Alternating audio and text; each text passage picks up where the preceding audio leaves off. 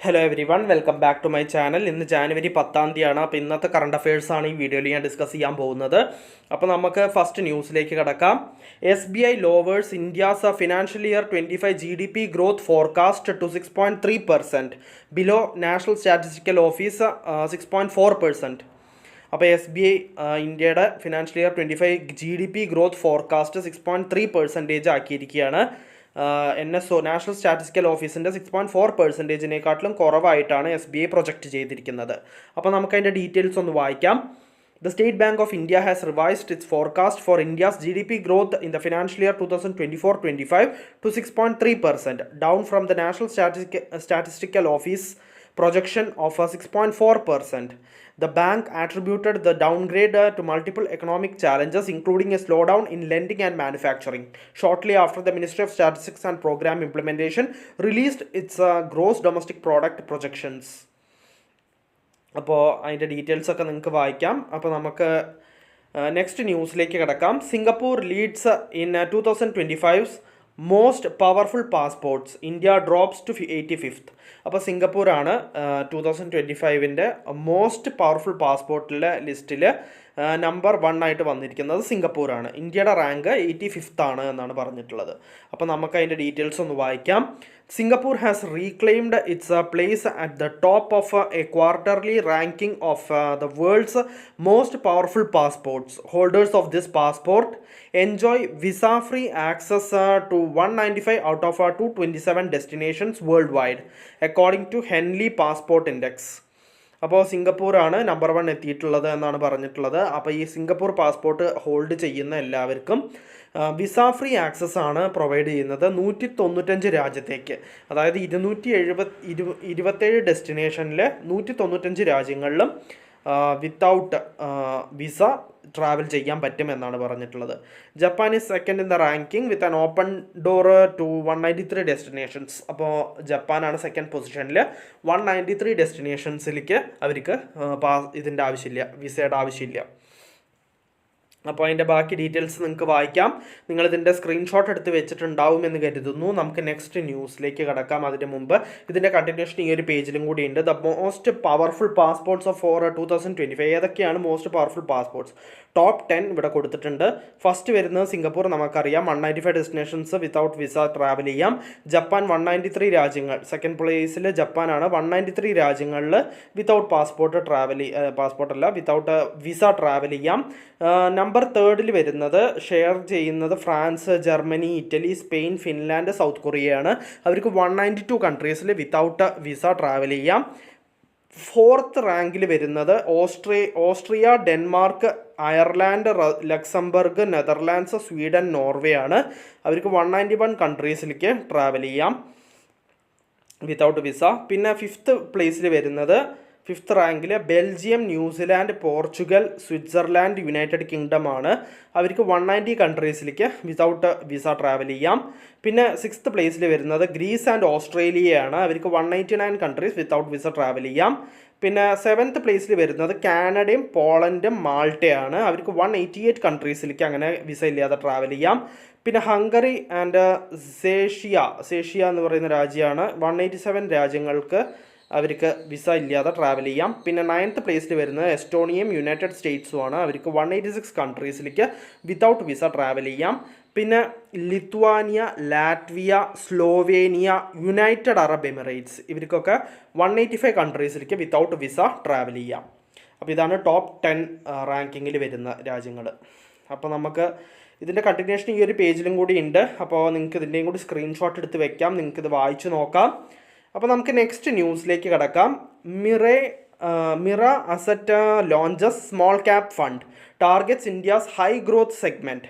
അപ്പോൾ Mirae asset investment managers private limited ആണ് launch ചെയ്തിരിക്കുന്നത്. മിറ അസറ്റ് സ്മോൾ ക്യാപ് ഫണ്ടാണ് ലോഞ്ച് ചെയ്തിരിക്കുന്നത്.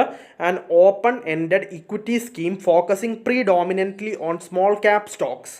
The fund, to be managed by senior fund manager Varun Goyal, will be benchmarked against the Nifty Cap 250 total return index. അതിൻ്റെ ബാക്കി details ഒക്കെ നിങ്ങൾക്ക് വായിക്കാം. അപ്പോൾ ആ ഫണ്ട് ലോഞ്ച് ചെയ്തതിനെ കുറിച്ചാണ് പറയുന്നത്. അപ്പോൾ ആ ഫണ്ടിനെ കുറിച്ചിട്ടുള്ള ഡീറ്റെയിൽസും കാര്യങ്ങളൊക്കെ നിങ്ങൾക്ക് ജസ്റ്റ് സ്ക്രീൻഷോട്ട് എടുത്ത് വെച്ചിട്ട് വായിച്ചു നോക്കാം. നമുക്ക് നെക്സ്റ്റ് ന്യൂസിലേക്ക് കിടക്കാം. New Zealand batter Martin Guptill retires from international cricket. അപ്പോൾ മാർട്ടിൻ ഗുപ്റ്റിൽ റിട്ടയർ ചെയ്തിരിക്കുകയാണ്. ന്യൂസിലാൻഡ് ബാറ്റ്സ്മാൻ ആണ് മാർട്ടിൻ ഗുപ്റ്റിൽ, ക്രിക്കറ്റ് റിലേറ്റഡ് ആണ്. അപ്പോൾ അതിൻ്റെ ഡീറ്റെയിൽസ് ഇവിടെ കൊടുത്തിട്ടുണ്ട്, എത്ര റൺസ് എടുത്തിട്ടുണ്ട്, എത്ര ടെസ്റ്റ് കളിച്ചിട്ടുണ്ട്, അതിൻ്റെ ഡീറ്റെയിൽസ് കംപ്ലീറ്റ് ആയിട്ട് ഇവിടെ കൊടുത്തിട്ടുണ്ട്. New Zealand test captain Tom Latham said Guptill was a true match winner, last പോയിന്റിൽ കൊടുത്തിട്ടുണ്ട്.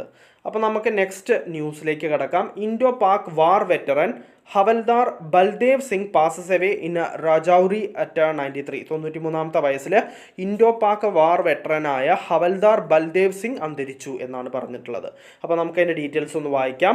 അപ്പോൾ veteran soldier havildar retired Baldev Singh who fought for 4 wars against Pakistan passed away at his residence in Jammu and Kashmir's Rajouri district. A defense spokesman said on Tuesday he was 93. അപ്പോൾ അതിൻ്റെ details ഒക്കെ നിങ്ങൾക്ക് ബാക്കി വായിച്ച് നോക്കാം. അപ്പോൾ ഇൻഡോ പാക് വാർ വെറ്ററനായ ഹവൽദാർ ബൽദേവ് സിംഗ് ആണ് രജൌരിയിൽ അന്തരിച്ചത്. അപ്പോൾ നമുക്ക് നെക്സ്റ്റ് ന്യൂസിലേക്ക് കിടക്കാം. WEP, അതായത് woman entrepreneurship platform of NITI Aayog partners with India's largest convenience retail chain New Shop to empower women retail business owners.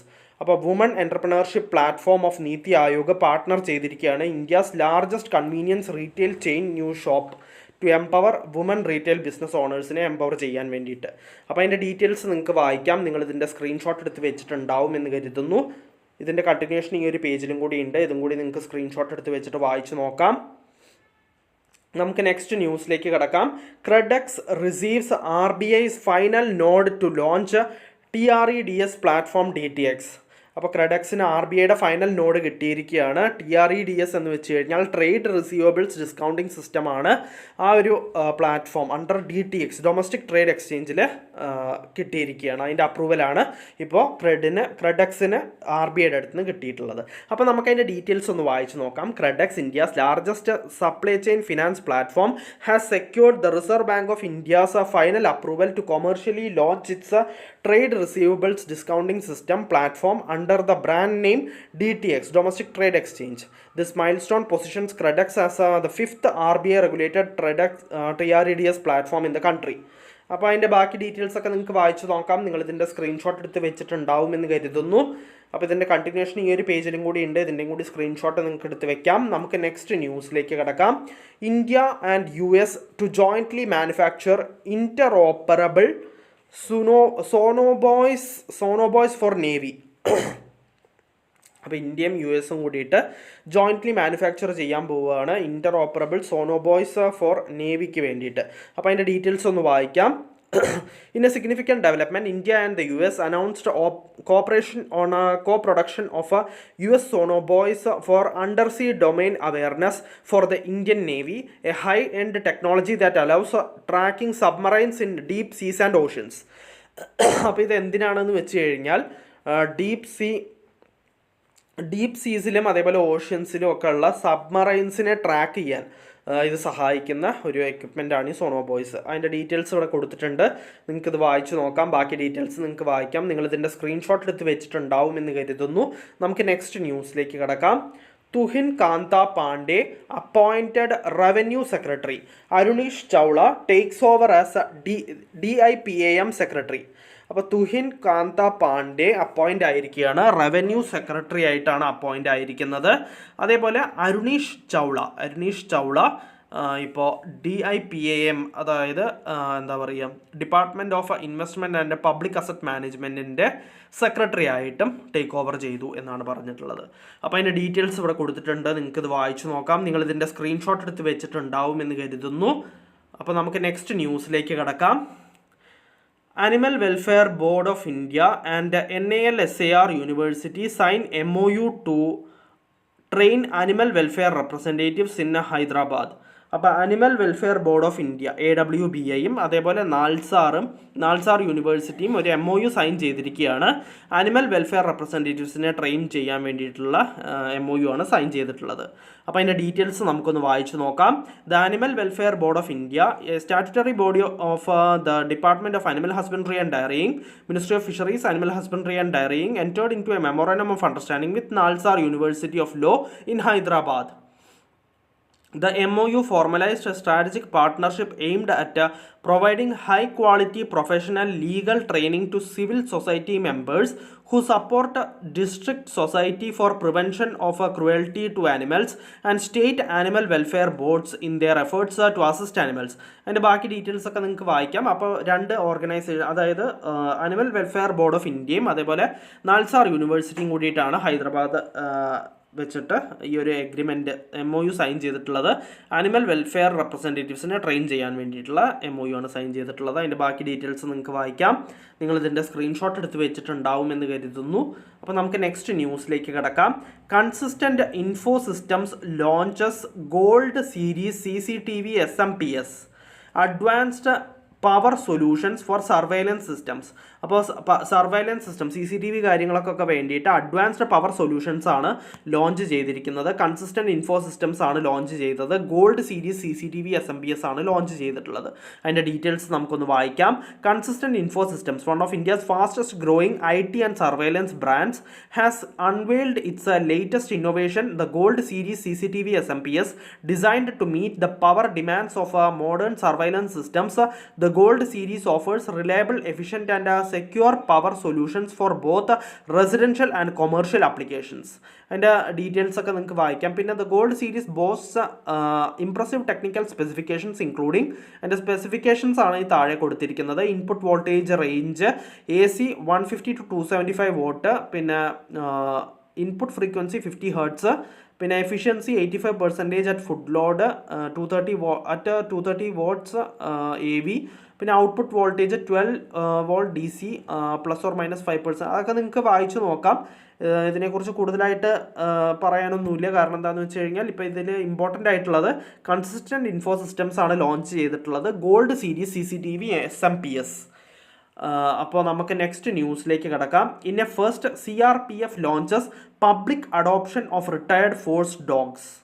അപ്പോൾ ആദ്യമായിട്ട് CRPF പബ്ലിക് അഡോപ്ഷൻ തുടങ്ങിയിരിക്കുകയാണ്. റിട്ടയർഡ് ഫോഴ്സിലുണ്ടായിരുന്ന ഡോഗ്സിൻ്റെ അഡോപ്ഷനാണ് ലോഞ്ച് ചെയ്തിരിക്കുന്നത്.